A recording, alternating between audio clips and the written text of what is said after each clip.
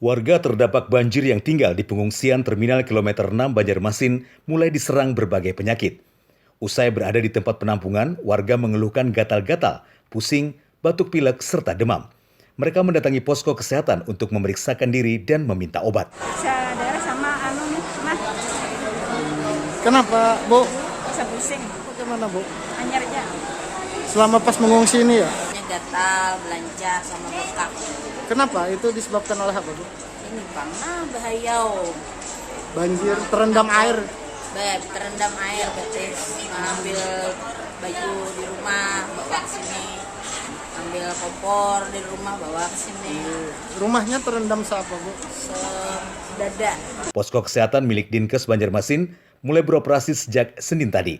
Dalam sehari lebih 30 warga datang untuk berobat dan penyakit yang didominasi gangguan kulit lantaran terlalu lama berendam di air. Hari ini kami baru pertama kali datang ke sini, ibaratnya perdana ya, dan didapatkan sekitar pasien 35 ke atas, dengan rata-rata penyakitnya ada 50% itu gatal-gatal. Sebanyak 500 jiwa terdiri dari orang dewasa dan anak-anak menempati toko dan selasar terminal.